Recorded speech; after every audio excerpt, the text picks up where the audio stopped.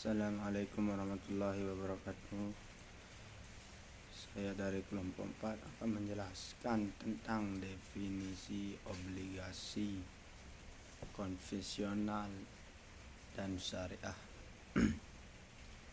Definisi obligasi konvensional berasal dari bahasa Belanda, yaitu obligat, yang dalam bahasa Indonesia disebut obligasi, yang berarti kontrak dalam putusan RI nomor 775/KMK 001/1982 disebutkan bahwa obligasi adalah jenis efek berupa surat pengakuan utang atas pinjaman uang dari masyarakat dalam bentuk tertentu untuk jangka waktu yang sekurang-kurangnya 3 tahun dengan menjanjikan imbalan bunga yang jumlah serta saat pembayaran telah ditentukan terlebih dahulu oleh emiten atau badan pelaksana pasar modal. Sedangkan definisi obligasi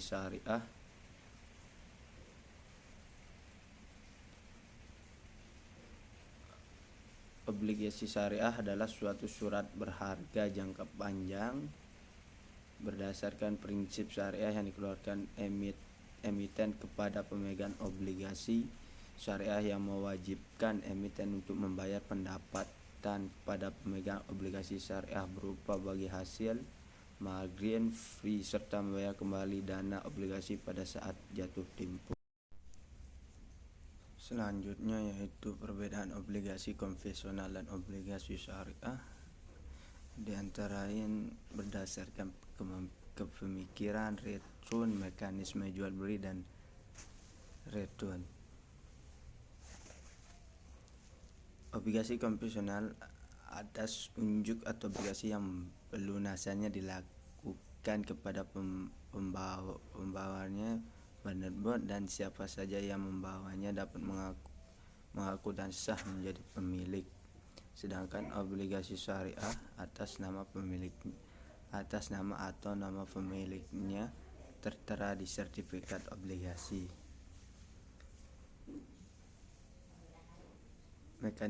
Berdasarkan mekanisme jual beli, obligasi konvensional dapat diperjualbelikan secara langsung karena siapapun yang membawa berhak dan sah untuk memilikinya.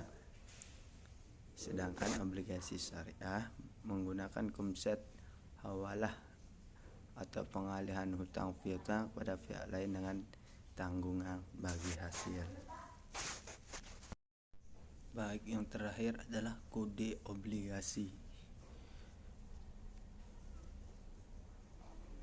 Kode obligasi seri dan termin obligasi dapat berupa obligasi seri atau serial bond dan obligasi termin atau term bond, atau kombinasi keduanya.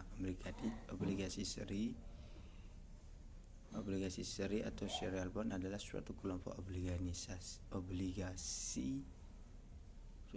obligasi yang mana obligasinya akan jatuh tempo secara berurutan, yaitu satu atau lebih akan jatuh tempo periode berikutnya setelah satu atau lebih obligasi jatuh tempo.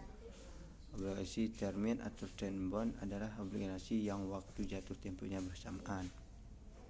Sekian dari saya. Wassalamualaikum warahmatullahi wabarakatuh.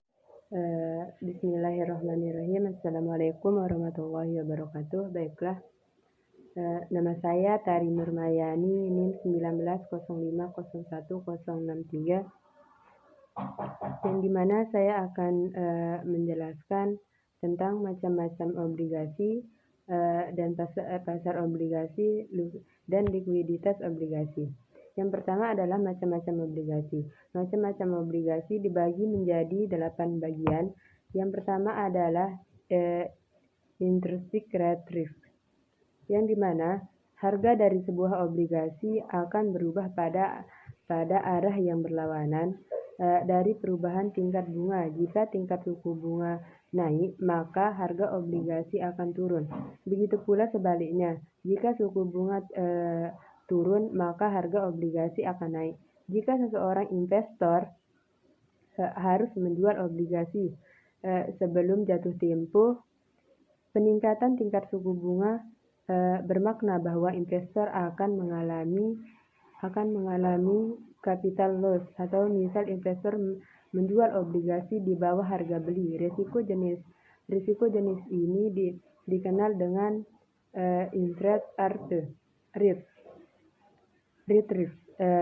market risk. Risiko ini merupakan risiko yang pada umumnya dialami oleh investor pada pasar obligasi. Yang kedua adalah rentrismus risk, variabilitas pada tingkat reinvestment akibat adanya perubahan pada tingkat bunga pasar, dinamakan reinvestment risk. Yang ketiga adalah tail risk. Sebagai perusahaan menetapkan untuk menarik atau membeli obligasi yang diterbitkannya pada harga dan waktu tertentu. Hal ini menyebabkan investor akan mengalami tail risk, di mana pada tanggal tertentu perusahaan penerbit obligasi akan menarik kembali obligasinya. Yang keempat adalah default risk. Default risk juga berkaitan dengan risiko gagal bayar. Artinya, risiko penerbit obligasi yang mengalami kebangkrutan akibat adanya risiko ini. Obligasi harga yang rendah dibandingkan dengan US dinilai pihak obligasi ini dalam memiliki rate yang lebih besar dari treasury bond. Yang kelima adalah inflation risk. Peningkatan inflation risk atau pricing power risk disebabkan oleh bervariasinya nilai aliran kas yang diterima oleh investor akibat dampak adanya security due inflasi. Contohnya, jika investor membeli obligasi pada kupon rate 2%, tetapi tingkat inflasi adalah 8%, maka purchasing power aliran kas secara nyata akan dikurangi. Yang keenam adalah exchange rate risk. Obligasi yang diperdagangkan denominasi valued asing memiliki nilai yang tidak dapat diketahui dengan pasti. Nilai obligasi dalam mata uang akto baru dapat diketahui ketika pembayaran kupon atau nilai pokok pinjaman terjadi. Yang ketujuh adalah liquidity risk, di mana bergantung pada kemudahan suatu obligasi untuk dijual belikan sebesar nilai obligasinya. Yang terakhir adalah volatile risk. Harga suatu jenis obligasi tertentu bergantung pada tingkat suku bunga dan faktor lainnya yang mempengaruhi nilai obligasi tersebut. Perubahan pada faktor tersebut berpengaruh pada harga obligasi. Risiko jenis ini dikenal dengan volatile risk. Yang ketiga adalah pasar obligasi, yang dimana obligasi merupakan efek yang bisa diperdagangkan untuk melakukan transaksi obligasi. Dapat melakukannya di dua pasar obligasi, yaitu pasar primer dan pasar sekunder, yang dimana pasar primer merupakan tempat diperdagangkannya obligasi saat mulai diterbitkan salah satu pergerakan transaksi di pasar primer yang ditetapkan. Ketentuan pasar modal adalah obligasi harus dicatat di bursa efek untuk ditawarkan kepada masyarakat. Dalam hal ini adalah Bursa Efek Indonesia atau BEI. Yang kedua adalah pasar sekunder, yang dimana pasar sekunder merupakan tempat diperdagangkannya obligasi setelah diterbitkannya dan tercatat di BEI. Perdagangan obligasi akan dilakukan di pasar sekunder. Yang ke-F adalah likuiditas obligasi. Likuiditas menunjukkan kemampuan untuk membeli atau menjual sekuritas tertentu secara cepat. Dan pada harga yang tidak terlampau berbeda dengan harga sebelumnya. Dalam pasar modal yang liquid, penjualan 1. Sekuritas dapat dilakukan dengan cara tanpa menimbulkan exchange cost. Likuiditas merupakan suatu pertimbangan penting bagi investor dan penerbit. Investor bersedia membayar premi untuk aset yang lebih liquid sehingga berdampak pada keamanan membelinya dan biaya modal bagi perusahaan. Beranda sebelumnya, Liquid Out Open, Waddle 2007. Perdagangan yang lebih sering menghasilkan lebih banyak informasi digunakan dan digabungkan ke dalam harga sekuritas, membuat pasar lebih liquid secara informasi efisien. Valde 2007 menguji faktor-faktor yang mempengaruhi likuiditas obligasi perusahaan dan menunjukkan bahwa aktivitas perdagangan bergantung pada stabilitas obligasi perdagangan. Opini dari asymmetry informasi di mana stabilitas obligasi yang diproyeksi dengan umur penerbitan, ukuran penerbitan kapitalis pasar, dan penerbitan outstanding. Perbedaan opini yang diproyeksi dengan perkiraan analisis depresi peningkat kredit dan beta dan asymmetri informasi yang diproyeksi dengan analisis sekuritas rating dan S&P industri teknologi tinggi dan bid aspek. Bismillahirrahmanirrahim. Assalamualaikum warahmatullahi wabarakatuh. Saya sebagai pemateri ketiga di sini saya akan membahas mengenai hasil obligasi dan durasi obligasi. Untuk hasil obligasi di sini terdapat ada 4 pembahasan. Yang pertama, imbal hasil saat ini, yang dimana yaitu pembayaran bunga tahunan dibagi dengan harga obligasi saat ini. Imbal hasil saat ini tidak mencerminkan pengembalian yang hendaknya diharapkan oleh investor akan diterima karena memiliki obligasi tersebut. Imbal hasil saat ini memberikan informasi sehubungan dengan jumlah pendapatan kas yang akan dihasilkan oleh suatu obligasi pada suatu tahun tertentu. Tetapi karena imbal hasil saat ini tidak memperhitungkan keuntungan dan kerugian modal yang akan diterima jika obligasi dimiliki hingga tanggal jatuh temponya atau ditebus kembali. Imbal saat ini tidak dapat memberikan suatu ukuran yang akurat dari total ekspektasi pengembalian obligasi tersebut, karena hanya berfokus pada pengembalian sekarang dan mengabaikan peningkatan atau penurunan harga prospektif. Imbal hasil sekarang ini tidak mengukur tingkat pengembalian total obligasi. Imbal hasil saat ini melebih sajikan pengembalian obligasi premi dan mengurung sajikan obligasi diskon. Yang kedua, imbal hasil saat jatuh tempo. Imbal hasil ini adalah imbal hasil yang identik dengan total tingkat pengembalian seperti yang telah dibahas di bagian sebelumnya. Imbal hasil terhadap jatuh tempo didefinisikan sebagai tingkat diskonton yang membuat nilai sekarang pembayaran obligasi sama dengan harganya. Imbal hasil saat jatuh tempo dapat juga dilihat sebagai tingkat pengembalian obligasi yang dijanjikan, yang merupakan pengembalian yang akan diterima investor jika seluruh janji pembayaran ditepati. Akan tetapi, imbal hasil saat jatuh tempo akan sama dengan tingkat pengembalian yang diharapkan hanya jika 2 poin ini terpenuhi atau syarat. Yang pertama, kemungkinan gagal bayar adalah 0 dan obligasi tersebut tidak dapat ditebus kembali. Jika terdapat risiko gagal bayar atau jika obligasi tersebut dapat ditembus kembali, maka terdapat kemungkinan pembayaran yang dijanjikan hingga jatuh tempo tidak akan dapat diterima. di mana dalam kasus ini imbal hasil saat ini jatuh tempo yang diperhitungkan akan berbeda dengan pengembalian yang diharapkan. Contoh penerapan imbal hasil jatuh tempo dan imbal hasil saat ini.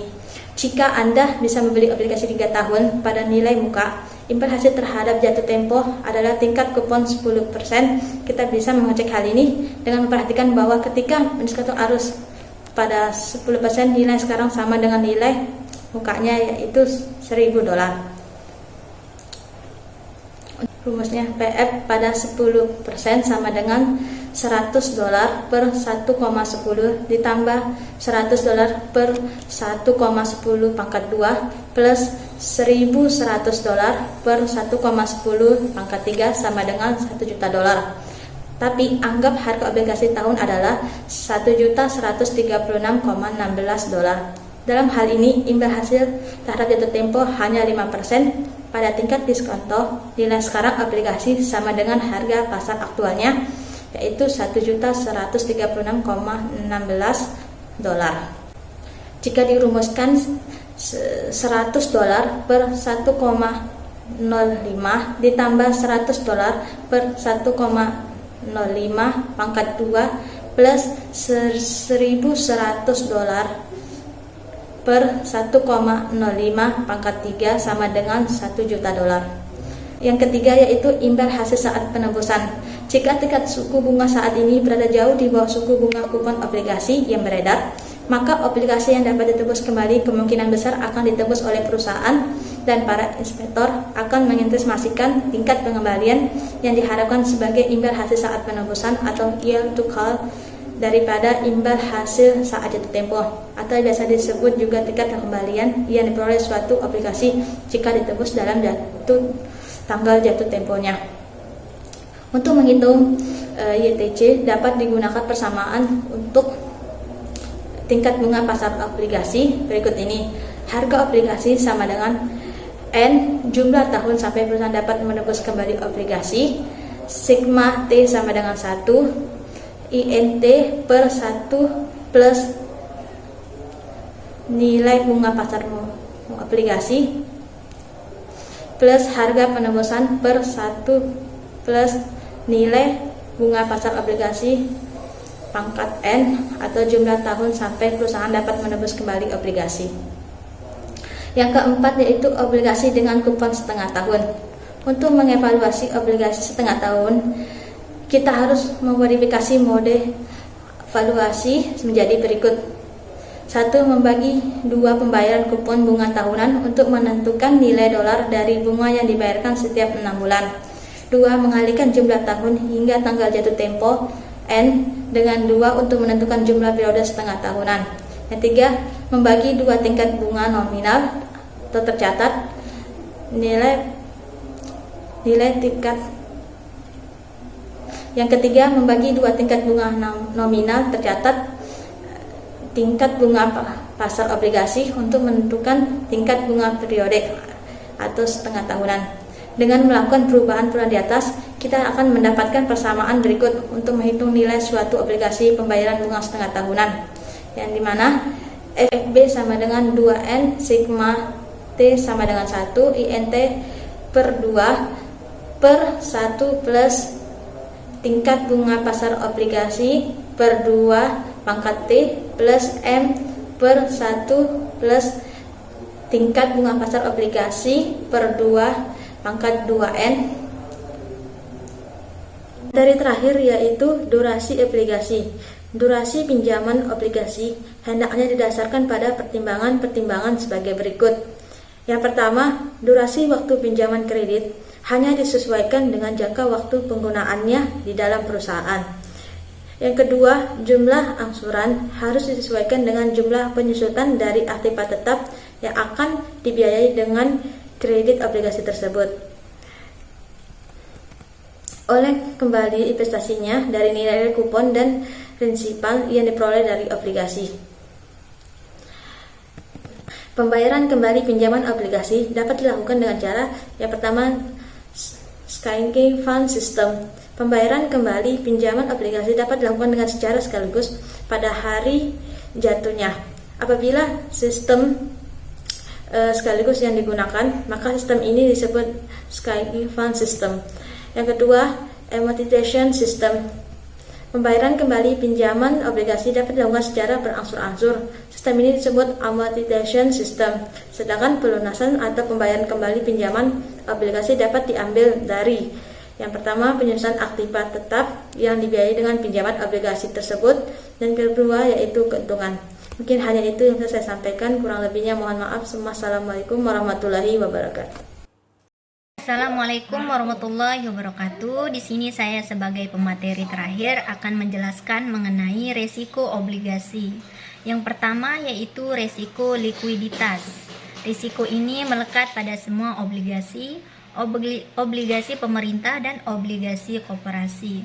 Risiko ini timbul dari kemungkinan tidak likuidnya suatu obligasi di perdagangan atau tidak mudahnya menjual suatu obligasi di pasar sekunder. Yang kedua yaitu risiko maturitas. Risiko ini juga ada pada semua obligasi, tetapi terutama pada obligasi koperasi dan berkaitan dengan masa jatuh tempo obligasi. Secara umum, semakin lama jatuh tempo suatu obligasi, semakin besar tingkat ketidakpastian sehingga semakin besar risiko maturitas. Yang ketiga yaitu risiko default. Risiko default hanya ada pada obligasi koperasi, berbeda dengan URI dan SUN yang dijamin pemerintah sebagai pengutang. Obligasi koperasi tidak dijamin pemerintah. Investor yang membeli obligasi koperasi harus menyadari bahwa investasinya bisa tidak kembali jika belum obligasi jatuh tempo. Risiko koperasi bangkrut sehingga obligasi dan bunganya menjadi gagal dibayar, inilah yang dimaksud dengan risiko default. Selanjutnya yaitu teorema obligasi. Teorema penelitian obligasi akan menjelaskan bagaimana hubungan antara harga obligasi akibat perubahan-perubahan suku bunga, maturity, dan nilai kupon obligasi. Dengan kata lain, durasi dapat diartikan sebagai diskon payback, periode dari investasi di suatu obligasi, yaitu rata-rata tahun investor obligasi dapat memperoleh kembali investasinya dari nilai-nilai kupon dan prinsipal yang diperoleh dari obligasi. Selanjutnya yaitu sensitif harga obligasi dari perubahan suku bunga. Ukuran sensitivitas harga obligasi terhadap perubahan suku bunga disebut dengan durasi atau duration. Durasi merupakan rata-rata tertimbang sampai jatuh tempo arus kas sebuah sekuritas berpendapatan tetap. Pengukuran durasi yang lebih sering digunakan adalah durasi termodifikasi Macaulay atau disebut durasi yang dimodifikasi untuk mengukur sensitivitas perubahan proses tes harga obligasi terhadap perubahan suku bunga. Sensitivitas harga obligasi terhadap perubahan pada tingkat bunga pasar jelas merupakan kekhawatiran yang besar bagi investor, di mana harga dan tingkat imbal hasil obligasi berhubungan terbalik. Jika tingkat imbal hasil meningkat, harga obligasi turun. Jika tingkat imbal hasil turun, harga obligasi meningkat. Kenaikan tingkat imbal hasil hingga jatuh tempo obligasi menghasilkan perubahan harga yang lebih kecil dibandingkan penurunan tingkat imbal hasil dengan besaran yang sama. Sekian yang dapat saya sampaikan. Wassalamualaikum warahmatullahi wabarakatuh.